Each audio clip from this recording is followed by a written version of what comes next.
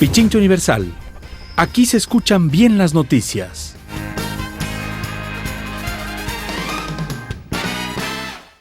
Está con nosotros ya Cristian Pérez, abogado en derechos humanos. Se ha presentado para análisis de la Asamblea Nacional una ley orgánica de acompañamiento y reparación a niños y madres adolescentes, cuyo objeto principal es el acompañamiento y reparación de derechos a niñas y adolescentes, madres y mujeres víctimas de violencia sexual e incesto. Y en su ámbito, las disposiciones de la ley son de orden público, de carácter social, de aplicación y observancia obligatoria en todo el territorio nacional. La propuesta está allí, está para el debate, luego de que fracasara en la Asamblea la aprobación del aborto por violencia sexual o por violación. Doctor, bienvenido. ¿Qué nos puede decir al respecto? Sí, bueno, muy buenas tardes. Realmente después del error que cometió la Asamblea Nacional, al no permitir la despenalización del aborto, esta propuesta o este proyecto de ley de acompañamiento psicológico, social, médico inclusive, que propone la Asamblea Nacional actualmente, realmente que es un aliciente, de una u otra forma representa un respiro para aquellas mujeres, niñas, adolescentes que han sido víctimas de violencia sexual y que producto de esta han resultado embarazadas. Pero revisando la normativa tal cual está propuesta, realmente resulta insuficiente. Ajá. Resulta insuficiente porque, bueno, hablamos de un proyecto de ley que apenas tiene 8 artículos, bastante mínimo, apenas determina cuál es la institucionalidad que estará a cargo de la implementación de esta ley, quién ejerce la rectoría, y uno que otro artículo únicamente determina cuáles serían los derechos que están establecidos en esta propuesta. Pero resulta insuficiente por las siguientes ideas que vamos a dar a continuación. Por favor. Primero, únicamente se determina una reparación económica para las niñas o las mujeres o las adolescentes que han sido víctimas de violación sexual, y determina claramente que será una reparación monetaria equivalente al bono de desarrollo humano con componentes variables. Hablamos de 50 a 150 dólares mensuales que recibirían estas víctimas, pero esto no cubre todo el daño que se genera al proyecto de vida individual que ellas han tenido que sacrificar producto de esta omisión legislativa que ha incumplido con la obligación internacional inclusive de generar una despenalización al aborto por causas de violencia sexual. Segundo, determina como medidas de protección inmediata y garantiza la permanencia en el sistema educativo, acceso a la salud sexual y reproductiva, apoyo psicológico y acceso a la justicia especializada. Vamos a un elemento que tal vez se les olvidó o se omitió incorporar en este proyecto de ley. Si bien, bueno, ya la voluntad del legislador fue obligar a estas niñas, a estas adolescentes, a estas mujeres a tener un hijo que ha sido concebido producto de una violación sexual, ahora preguntémonos qué pasa con esos niños una vez que nacen.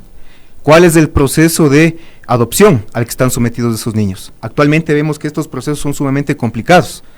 Hay una serie de procesos o trámites administrativos, psicológicos, sociales, legales y demás que dan como culminación la idoneidad de la adopción de un niño o una niña. Estamos hablando de un proceso de al menos 1 o 2 años generalmente. Entonces, ¿qué pasa con estos procesos con respecto a estos niños que nacieron producto de una violación? ¿Acaso el Estado va a garantizar celeridad en estos procesos de adopción? ¿Acaso el Estado va a generar mecanismos que sean más adecuados y eficaces para que las mujeres, que al final de cuentas decidieron tener estos niños productos de violación y quieren ponerlos en adopción, estos niños van a ser adoptados de manera oportuna? ¿O esperamos que estos niños cumplan 2, 3, 4 años para que finalmente sean adoptados?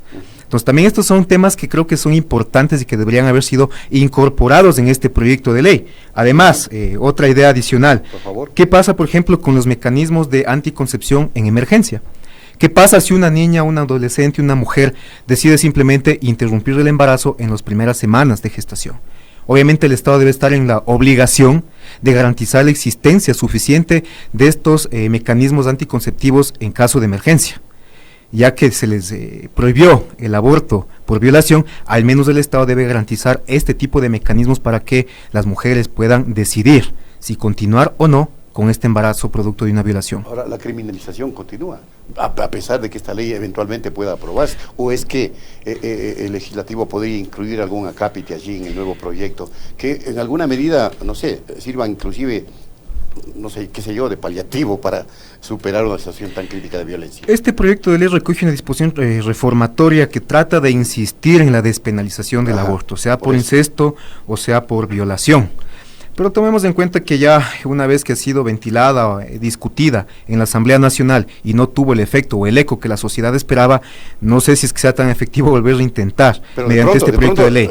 Toda esta oleada de protestas y de posiciones, de análisis, de debate puede hacer cambiar de criterio. Por supuesto, creo que Ojalá, precisamente ojalá. este es el momento en el cual la acción social debe hacerse escuchar, este es el momento en el cual el activismo social y político debe hacerse escuchar, a fin de que la Asamblea ya tome eco finalmente de cuál es el deseo de la sociedad. Tomemos en cuenta que la despenalización del aborto por violación no es una propuesta que es inédita aquí en el país, sino que ya es una corriente que viene ya manejándose a nivel de América Latina, tomando en cuenta que inclusive el mismo sistema interamericano a través de su jurisprudencia ha establecido que tiene prioridad la vida ya concebida, en este caso la vida de la madre, por sobre la vida que está en este momento gestándose, que es del que está por nacer. Entonces hay varias obligaciones internacionales de comités de derechos, del Comité de Derechos Humanos, del Comité de Derechos Económicos, Sociales y Culturales y de otras instancias internacionales de derechos humanos que ya observan al Estado ecuatoriano y solicitan que se trate de legislar con respecto a la despenalización del aborto, y lamentablemente aquí ha tenido más eco la concepción en base a principios morales, a principios personales, por sobre un tema que es de salud pública y que está latente y vigente aquí en el país. No por el hecho de penalizar el aborto por violación, esto va a desaparecer.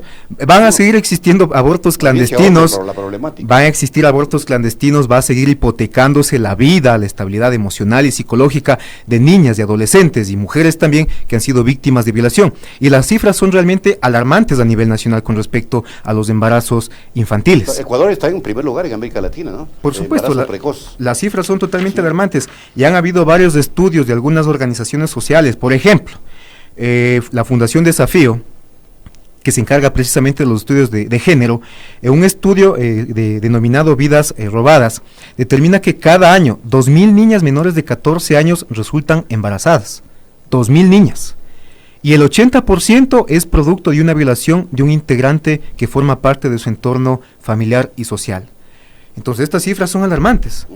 Y es lamentable que se legisle no en base a cifras, no en base a requerimientos sociales, sino en base a principios que muchas veces son principios de índole personal, que representan a creencias personales, pero que no necesariamente satisfacen las exigencias sociales. Quienes estuvieron en contra de esta reforma sobre el tema aborto han señalado que la propia Constitución garantiza el derecho a la vida desde la concepción.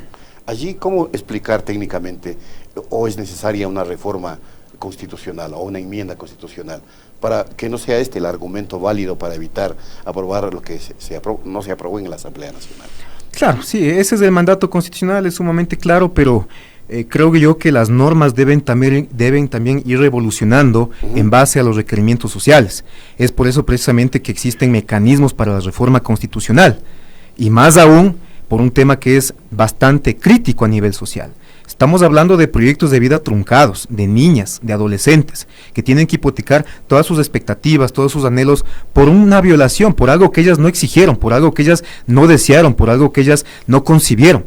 Y que lamentablemente el Estado, si el Estado no es capaz de garantizar que no existan violaciones, si el Estado no es capaz de garantizar que se reduzcan estas tasas de violaciones, al menos, ¿por qué el Estado, en cambio, si es capaz de obligar a estas mismas niñas que son víctimas, en cambio de tener un embarazo obligado y finalmente inclusive penalizarlas en caso de que decidan coartar ese embarazo que está en proceso? Ahora, algunos sectores feministas están aspirando, o anhelan al menos, que el Ejecutivo vete parcialmente las reformas al Código Integral Penal, pero quienes aprobaron, algunos de ellos, y algunos abogados también dicen que no tienen que vetar, porque no se aprobó absolutamente nada. ¿Es así? Sí, ¿O qué debe suceder? En absoluto. El proyecto de ley que llega al Ejecutivo ya llega excluyendo la norma con respecto al aborto por violación. Por lo tanto, el Ejecutivo únicamente puede vetar el proyecto de ley que llega a su conocimiento. Exacto. Entonces ya no existe esa norma dentro del proyecto de ley que llega al Ejecutivo, entonces ya no tendría que vetar. Entonces creo que más bien la solución o la salida sería volver a tratarla en el legislativo. Eventualmente se podría hacer como eventualmente esté en este nuevo proyecto de ley, pero obviamente ya acompañado de un proceso social mucho más sostenible y mucho más crítico con respecto a las decisiones que se están tomando, que están, insisto, hipotecando los proyectos de vida de terceras personas que en este caso inclusive tienen doble vulnerabilidad. Estamos hablando de niñas y adolescentes por un lado, y estamos hablando que estas niñas y adolescentes han sido embarazadas, y una tercera vulnerabilidad, que han sido víctimas de violencia sexual. Estamos hablando de personas con una triple vulnerabilidad, y obviamente es labor del Estado generar mecanismos de garantía, protección de estas personas. Quiero pedirle un comentario, doctor Pérez, respecto de la posición que ha asumido el movimiento feminista nacional. A propósito del tema, ha logrado aglutinar a varios colectivos. Y como usted conoce, si se quiere, rompieron el cerco mediático, y con una acción en la que pusieron pañuelos blancos y banderas a los monumentos, pues se hicieron escuchar. Esta coyuntura está permitiendo que emerjan colectivos sociales con mucha más potencia, con mucha más presencia organizativa. Sí, por supuesto que sí. De hecho, todos los cambios sociales a nivel histórico han nacido producto de este movimiento social, de la organización social, de la acción social. Entonces es importante que los colectivos, las organizaciones feministas de mujeres, inclusive también organizaciones conformadas por hombres también, porque no es una lucha feminista solamente, es una lucha de todas aquellas personas que creemos en que el Estado debe garantizar derechos, y más aún derechos de personas que están en condiciones de vulnerabilidad, como son niñas, adolescentes y mujeres víctimas de violencia. Entonces, sí, estas manifestaciones sociales de protesta son sumamente válidas, inclusive necesarias, a fin de generar alertas en el poder, para que el poder también regrese a ver a qué es lo que está pasando a nivel social y también tome acciones con respecto a esos requerimientos. Lamentablemente, en la Asamblea se han visto inclusive discursos bastante conservadores, que rayan inclusive también en argumentos religiosos. Y tomemos en cuenta que vivimos en un Estado laico, y que en un Estado laico los discursos y la motivación de la normativa no debe estar basada necesariamente en temas religiosos, sino más bien en temas sociales, en cifras, en estadísticas, que respondan a la realidad social a la cual va a normar o regular. Bien, para terminar, en suma, el proyecto que está en análisis en la Asamblea, ¿qué le parece a usted? ¿Positivo o negativo? O como dice el pueblo coloquialmente, algo es algo. Veo que es un proyecto de ley que trata de dar una salida, un aliciente a lo que pasó en la Asamblea Nacional. Creo que es importante incorporar otro tipo de enfoques en este proyecto de ley, porque es bastante limitado. Obviamente es un primer paso, se someterá a debate en la Asamblea Nacional, y ahí es importante que se nutra de más argumentación, inclusive que se aumente el enfoque en derechos, que está sí siendo topado en el proyecto, pero creo que es insuficiente. No únicamente necesitamos decir de manera enunciativa que las mujeres que han sido víctimas de violencia, o las niñas y adolescentes que han sido víctimas de violencia, deben o tienen derecho a un bono o asistencia psicológica, médica, etcétera, porque inclusive ya aquí veo un problema de carácter también constitucional. Hablamos de una preasignación presupuestaria que se está destinando a la sostenibilidad de este mecanismo, lo cual inclusive raya de inconstitucional. La Constitución establece en el artículo 288 que únicamente se podrán establecer preasignaciones presupuestarias en temas que tengan que ver con los GATS, salud, educación superior, investigación, ciencia y tecnología. Aquí el proyecto de ley manifiesta claramente que todo el aparataje que se está creando con el proyecto se financiará a través del presupuesto asignado por el ente rector de las finanzas públicas, es decir, está generando una preasignación presupuestaria, lo cual es inconstitucional. Entonces es importante abordar estos temas dentro del debate a fin de ir puliendo, ir generando una apertura al diálogo, también que las organizaciones tengan participación directa en la construcción de este proyecto, porque son ellas las afectadas con la normativa que se acaba de aprobar, son ellas las que deben aportar en la construcción normativa de este proyecto, que insisto, trata de ser un aliciente, trata de dar un respiro a las mujeres que han sido víctimas de violencia, pero a mi modo de ver, a mi modo de pensar, no es la solución, sino que la solución debería ser, en definitiva, despenalizar el aborto y no seguir revictimizando y criminalizando a aquellas mujeres que han sido víctimas de una violación sexual. Muchas gracias al abogado Cristian Pérez, experto en derechos humanos. Pichincha Universal. Aquí se escuchan bien las noticias.